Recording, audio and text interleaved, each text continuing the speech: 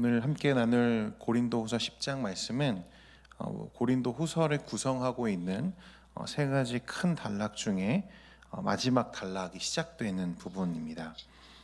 이 마지막 부분은 바울이 자신의 사도권을 직접 변호하는 내용으로 채워져 있는데요. 마지막 세 번째 부분은 이게 정말 바울이 기록한 편지가 맞을까라고 하는 부분에 있어서 학자들 간에 상당한 이견 차이가 있어 왔던 본문입니다.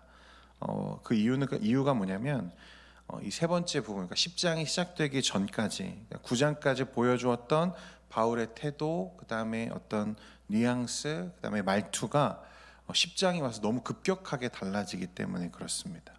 그러니까 연보에 대해서 권면하던 바울의 태도는 어떤 면에서 매우 조심스럽고 또 부드럽고 그런 말투로 권면하고 있다면 10장에서는 그 태도가 돌변합니다. 아주 날카롭고 단호하며 보기에 따라서는 신경질적으로 보일 만큼 그런 태도가 고스란히 말씀에 드러나 있죠.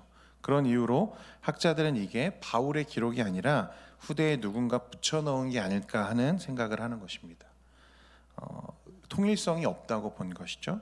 그러나 사실 조금 생각해 보면 이건 이상한 문제가 아닙니다.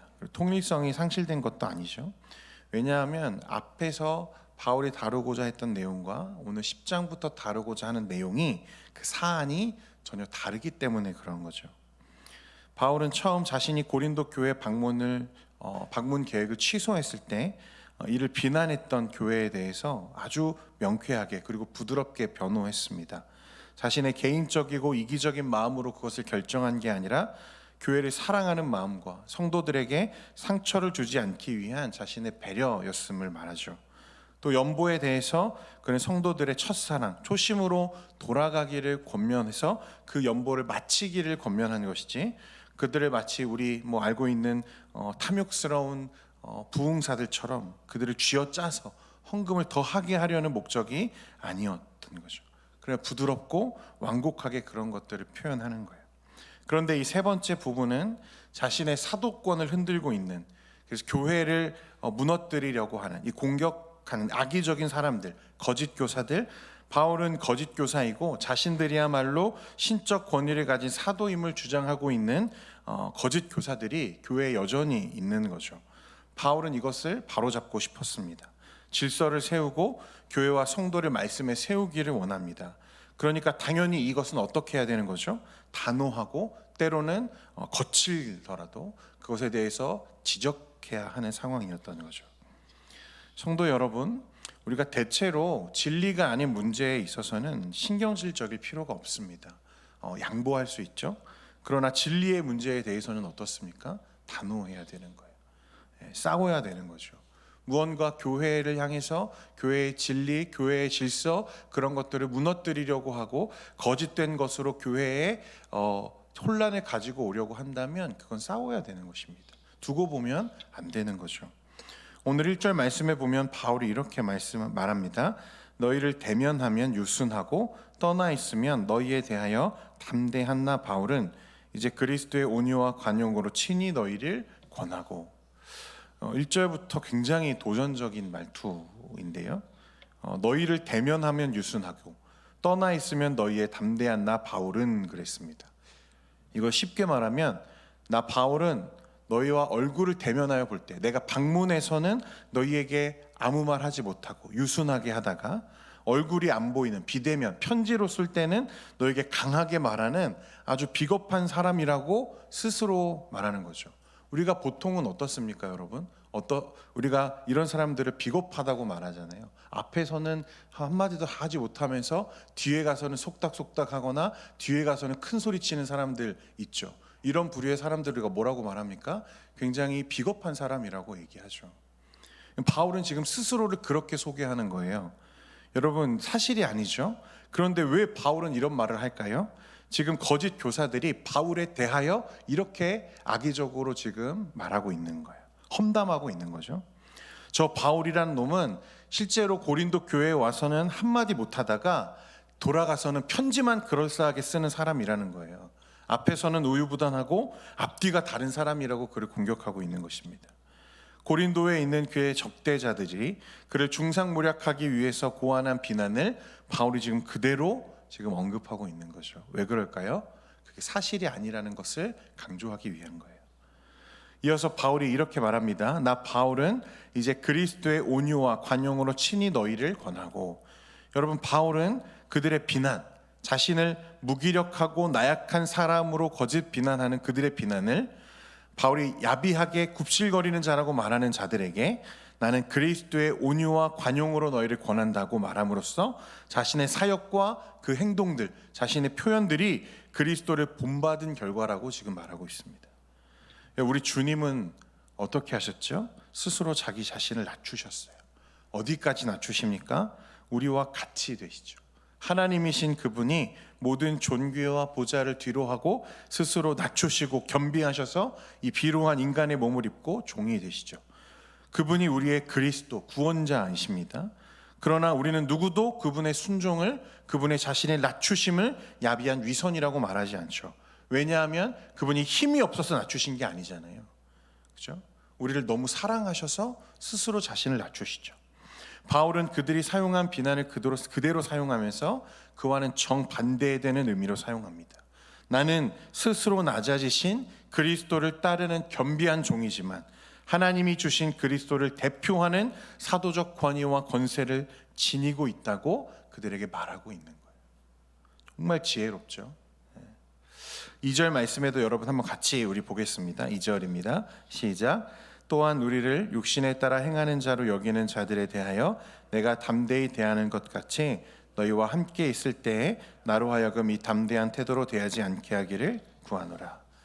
당시 고린도 교회 성도들과 바울의 관계는요, 일전에 보낸 편지들과 방문들로 인해서 어느 정도 회복되어 있었고 그런 신뢰 관계가 형성되어 있었습니다. 그런데 문제는 뭐냐면 고린도 교회가 여전히 바울을 대적했던 거짓 교사들, 교회를 위태롭게 하는 그 자들에 대해서 미온적이고 지지부진하고 있는 거죠. 여전히 교회에 머물러 있는 것입니다.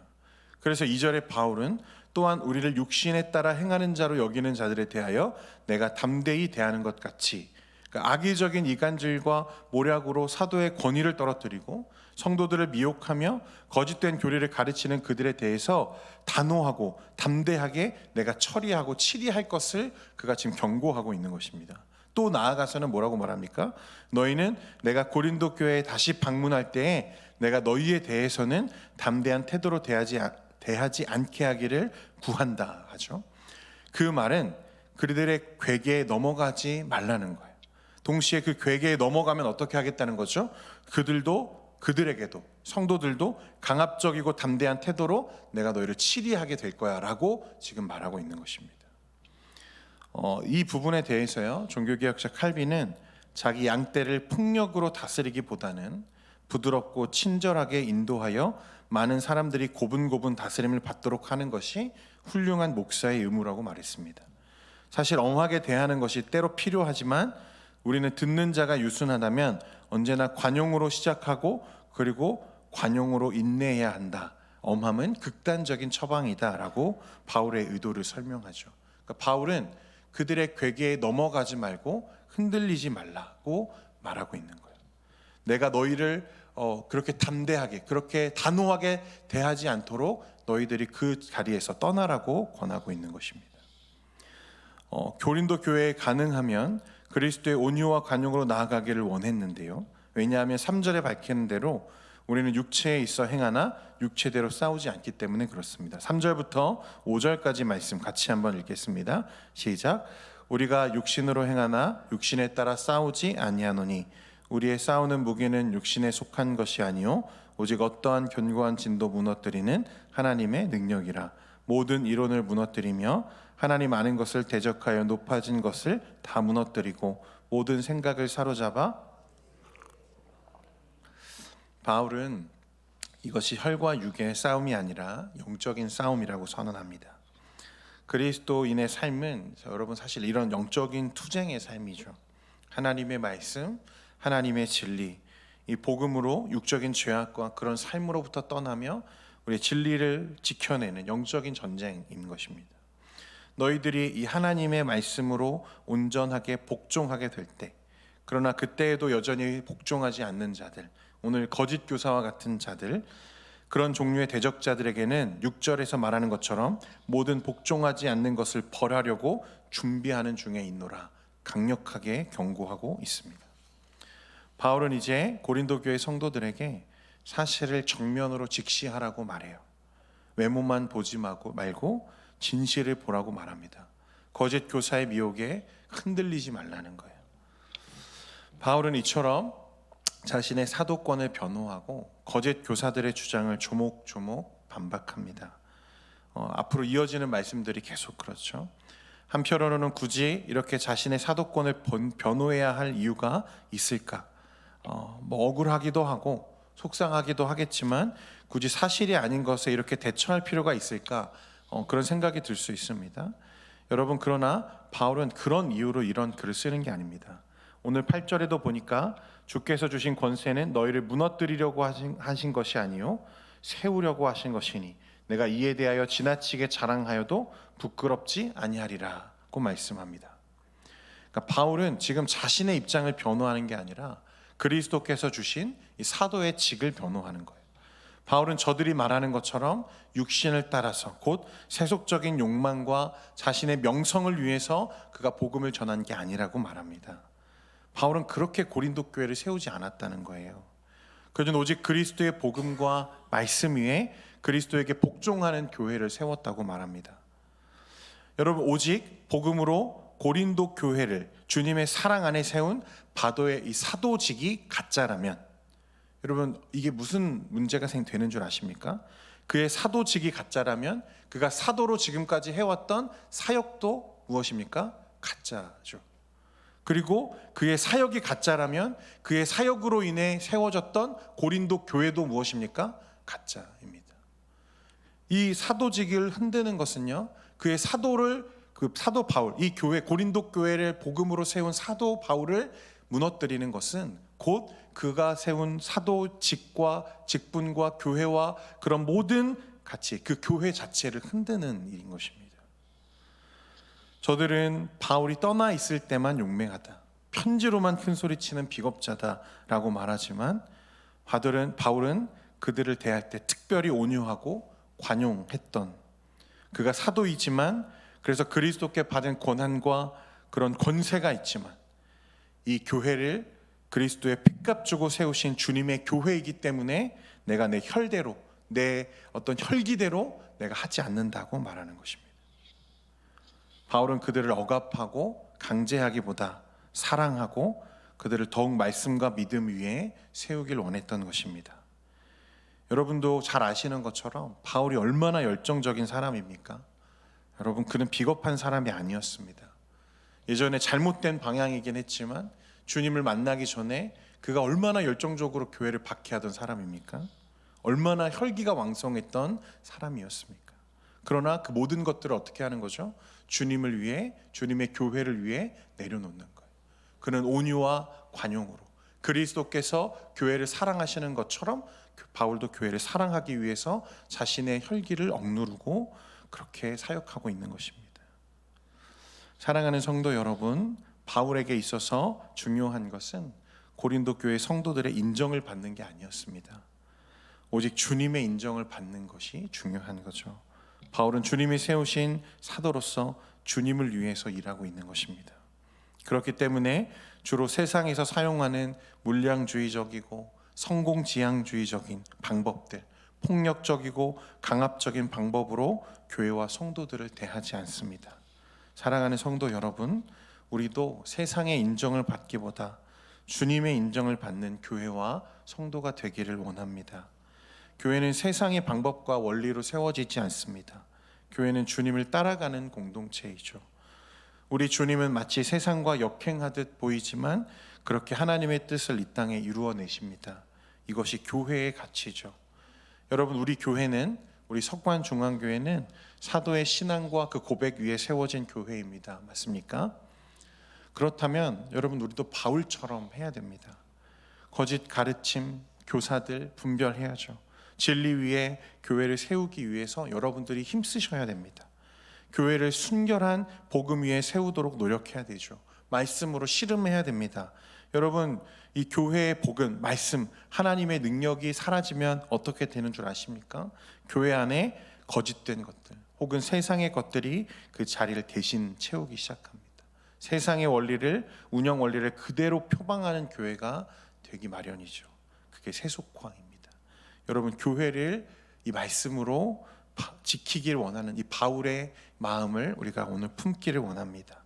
그래서 오늘 바울처럼 우리도 이 진리 위에 우리의 교회를 세워가며 또 하나님의 말씀을 지키는 저와 여러분 되기를 소원합니다.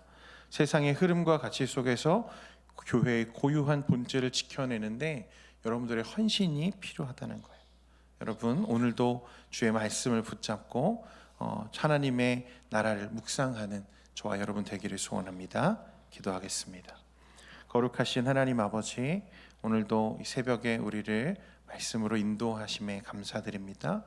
오늘 바울이 자신의 사도직을 변호하며 이 오직 말씀 그리스도의 사도직 위에 교회를 세우기 위해 원했던 바울의 마음을 우리가 헤아려 봅니다.